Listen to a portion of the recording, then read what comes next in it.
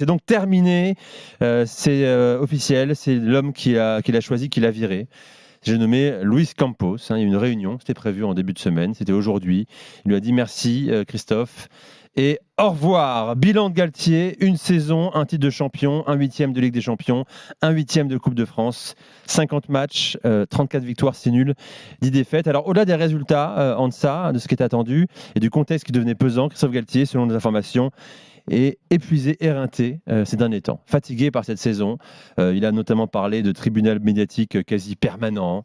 Voilà, il a découvert ce que c'était que de diriger une équipe d'un club majeur dans un pays, en l'occurrence le Paris Saint-Germain. Alors je pose la question ce soir, messieurs.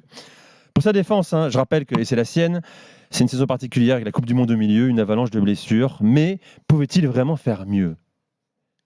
Appelez-nous 32-16 supporters parisiens pour en débattre avec Walid, Kevin et Simon. Kevin, quelle est ta réponse ?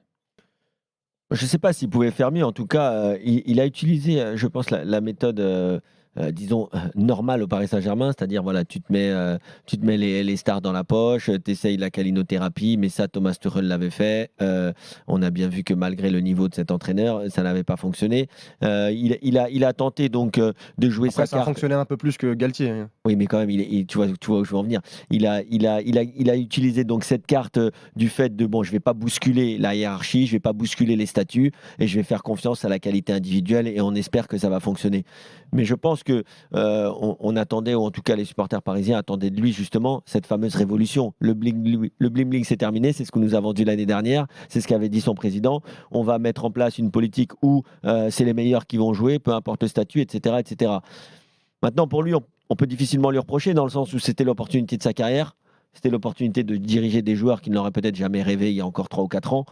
Donc c'était peut-être. Et on l'a bien humainement... ressenti ça, ouais. Dans sa communication, Voilà, que c'était un rêve éveillé à un moment donné. Et on l'a senti en effet, Walid, Oscar Walid, on a senti en effet que c'était trop difficile pour lui de mettre ces grands joueurs, ces monstres, ces joueurs historiques sur le côté pour laisser peut-être des fois la place aux jeunes ou la place tout simplement à des joueurs qui couraient un peu plus sur le terrain. Nico, bien évidemment, qui pouvait faire mieux. Déjà en termes de. C'était le premier, vous avez vu.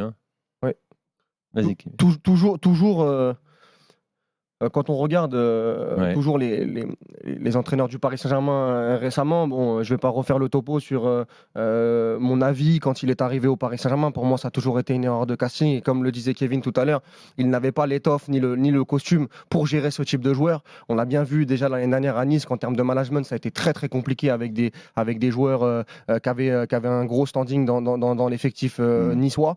Et moi, bien évidemment, je répète que il pouvait faire bien mieux que ce soit dans les résultats. Déjà, il termine à 1 point du RC Lens. Alors, je veux bien que le RC Lens fasse une saison extraordinaire, mais il a jamais eu véritablement une vraie avance au championnat. Dans le jeu aussi, parce que hormis peut-être le premier mois et demi, les 2 premiers mois où on a eu quelque chose d'intéressant avec le 3-4-3, avec Neymar, avec Nuno Mendes, ça s'est effrité très très très rapidement. En Ligue des Champions, le bilan Ligue des Champions, il est cata, que ce soit dans les résultats et même dans la forme. T'as pas été capable de battre 2 fois, en 2 matchs, Benfica. T'as eu des matchs notamment, c'était Maccabi, non pas Maccabi Haïfa, si Maccabi Haïfa, où là-bas c'était très très compliqué. Derrière, t'as ce match contre le Bayern où tu choisis un 4-4-2 un peu à l'ancienne avec Zahir Emery ailier et tu n'arrives pas à faire mal à cette équipe du Bayern. Au retour, j'en parle même pas. Et puis t'as cette défaite contre Marseille en Coupe de France. Moi, je suis désolé, dans le bilan global et dans le bilan national, tu vas perdre quand même. Heureusement que Marseille, derrière, ne va pas gagner la Coupe de France, parce que Galtier aurait été quand même l'entraîneur qui a perdu face au rival, et puis dans des conditions et dans un match quand même. Voilà, très très très très compliqué. Donc, et puis je parle même pas de la communication qui pour moi a été désastreuse, que ce soit ici dans Rotten sans flamme à plusieurs reprises, que ce soit en conférence de presse avec la char à voile, avec les jeunes, avec l'histoire du Capitana, avec Kipembe, etc. Moi je trouve que globalement, bien évidemment que sur tous les points il aurait pu faire mieux. Après il avait des contraintes comme tout entraîneur du Paris Saint-Germain, mais il y a un juste milieu à avoir. Pour moi il a totalement raté sa saison. Simon. Ah, Walid qui passe la balle, quand même. Ça fait plaisir. Efficace, 4 minutes. Non, 1 minute 30, efficace. Est-ce qu'il pouvait faire mieux Agressif d'entrée. Est-ce qu'il pouvait faire mieux? C'est quoi, c'est bon, Kachanov, Walid, Djokovic en début c'est de un match. catalogue, c'est un C'est catalogue. quoi? C'est Bordeaux J'en ai Rodez, c'est quoi? Qu'est-ce qui se passe? J'en ai ras-le-bol. Moi, j'ai rien fait, je viens en paix, j'ai le J'en ai problème. ras-le-bol d'entendre le côté. Non, et excuse-moi, Benfica, ils prennent 2-0 contre l'Inter, ils se font sortir par le finaliste de la Ligue des Champions. J'en ai ras-le-bol d'entendre que Benfica, c'est une équipe en plastoc et que Paris aurait dû. Tu peux gagner une fois sur deux, quand même. Laisse-le parler. Paris, je te l'accorde, ils reviennent 15 jours après en championnat, ils leur collent 3-0. Et là, ce soir-là, tu as dit quoi sur la prestation du Paris Saint-Germain? Visiblement, ils pouvaient faire mieux. Ça, je ne sais pas s'ils pouvaient faire mieux. Visiblement, ils devaient faire mieux aux yeux des décideurs parisiens. Galtier, tu regardes dans les 5 grands championnats, c'est le seul coach viré depuis 10-15 ans après un titre de champion national. Tu peux regarder, Valverde au Barça, ils ont attendu le mois de janvier suivant, après le titre de 2019. Quand Allegri quitte la Juve en 2019, après le titre de champion d'Italie, il y a une conférence de presse, ils sont copains. Personne ne fait ça. Paris se ridiculise encore une fois. Et encore une fois, laisse-moi parler. Je suis d'accord pour dire que Galtier, il n'avait pas le profil. Je vais revenir sur la démonstration. C'est pas un mec qui a gagné la Ligue des Champions en tant que joueur, et c'est pas un entraîneur qui a prouvé qu'il savait amener les mecs à ces altitudes-là. C'est quand même pas lui tu dis, il y a eu un mois intéressant, je suis désolé.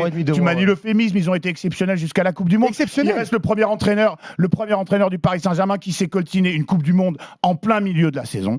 Je suis désolé, on ne peut pas sous-estimer les. D'accord, mais il n'y a qu'un seul vainqueur de la Ligue des Champions. Il n'y en aura qu'un cette année. Ce sera City ou l'Inter. Entre le vainqueur et sortir piteusement comme ça, il y a un juste milieu. Tous les champions nationaux, encore une fois, mais ça contribue, je suis désolé, ce discours à dévaloriser notre Ligue 1.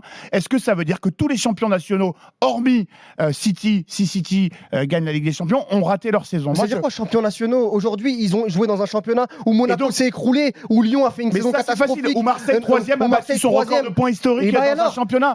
Où le PSG, on attend mieux du PSG. Le PSG a la meilleure masse salariale. Regarde le Bayern quand il gagne le titre à la dernière journée. Ils sont extasiques. Ils ont été premiers, ils ont été leaders du classement de la première à la dernière journée du championnat. Chacun votre tour. Laisse-moi terminer. Ils ont été leaders du championnat de la première à la dernière journée du championnat. Bravo. C'est quand même. Mais ça n'a jamais été fait, Walid. Ça n'a jamais été fait, même avec d'autres équipes qui maîtrisaient mieux. Tu me dis qu'il n'y avait rien, il n'y avait aucune adversité en face. Mais parle-moi de la Coupe de France, parle-moi de la Ligue des Champions. Non, mais attendez, il y a plusieurs contre-arguments.